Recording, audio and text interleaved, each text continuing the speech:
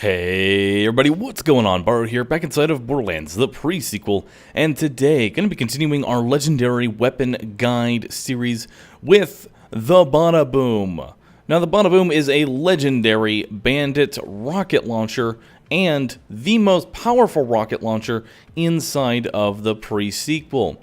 Now, what you see before here is a perfect, or all-bandit, variation of the Badaboom. That means a bandit grip, a bandit sight, a bandit exhaust.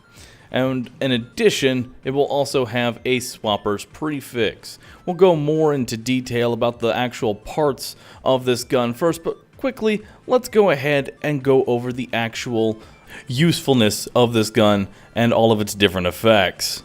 So, starting off, the Badaboom can come in every single element of corrosive, explosive, shock, ice, and fire. And for its prefixes, we have Quick Change, which will increase your weapon swap speed, Clever, which will increase your reload speed, Zeroed In, which will increase your accuracy, Deep Pocket, which will increase the magazine size, Heat, which will increase the damage.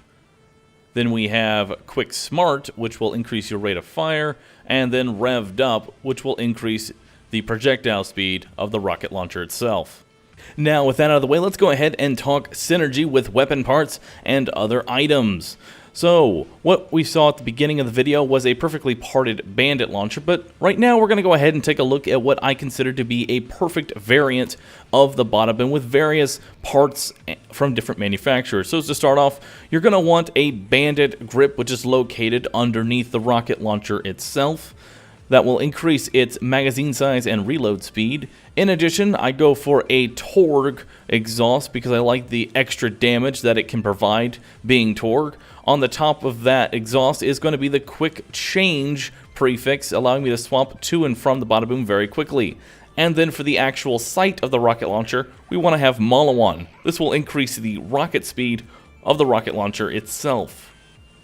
Now, you're going to want to have a low-level and a high-level Badaboom because with the Sham, this will provide you an infinite amount of rockets, and you will only need these 3 items in order to basically create a build, because you will be able to supply yourself with infinite rockets. For those who are unaware, whenever you shoot yourself with a rocket while wearing a Sham, because it absorbs explosions, you will then absorb the explosion itself, and because it consumes one shot for the cost of 6 rockets, you will get 6 rockets back, potentially. Well, it has a 94% chance, but still. In addition, I like to have the Quick Swapper prefix on because being able to swap between the 2 rockets is very nice. Now we're going to go ahead and shoot off an entire magazine of rockets here, and you can see that I now have 7. I'm going to aim at the floor and begin shooting the floor with my Badaboom. As you can see, the Sham is absorbing all of these rockets, and now I have more rockets.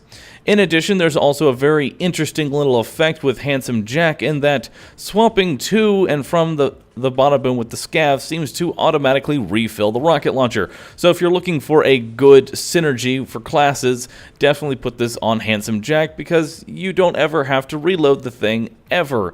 So you can completely ignore the reload speed. However, for other classes, I do recommend having the Bandit Grip for the extra reload and mag size. Now, with all of the technicals out of the way, let's talk about the actual rocket launcher itself. The Bandit rocket launcher, the Badaboom, is a very powerful rocket launcher and is actually the highest damaging rocket launcher in the game for damage for a single shot. In addition to that, it also has the highest magazine and can potentially have the highest fire rate outside of flat-off rocket launchers. So this thing has everything going for it. The only downside to the Badaboom is that it can have potentially really bad accuracy, in addition, a very small splash radius. So if you want to use this thing to its full effect, you will need to use this in a very close quarters situation. You will not be able to really use this thing at long ranges.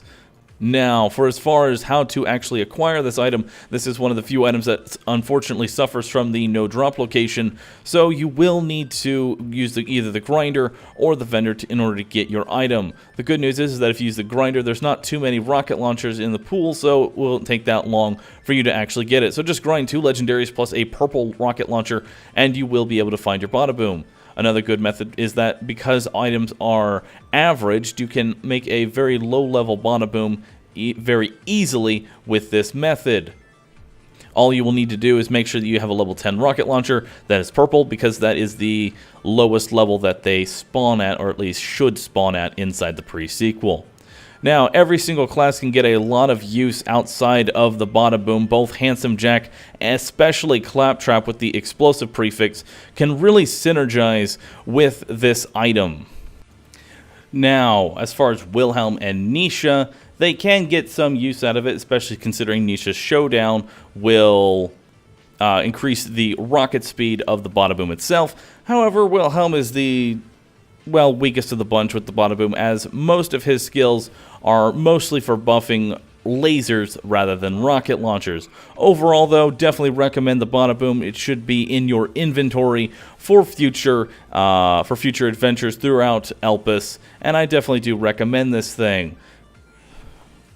Now, that's pretty much going to wrap it up for the Badaboom rocket launcher here today. I hope you all enjoyed this video. I decided to add a little bit more of the technical side of the different parts and all the different prefixes and elements that these guns can spawn in. I hope you do enjoy that. Let me know in the comments section below. And anything you else think that these guides need. Obviously, you know, we want these items to spawn inside the game outside of the vendor and the grinder. And I'm sure that maybe they'll put something in there, but even if they don't, you know, I'm still having some fun with pre-sequel, and I'm looking forward to messing around with a bunch of different builds. So you all let me know in the comment section below, do you enjoy this little bit of extra information? What do you think about it? Either way, hope you all enjoy it. And if you did, be sure to hit that like button, help support me in what I do, and don't forget to subscribe for future content. That's going to be it for me today, and I'll catch you all in the next one.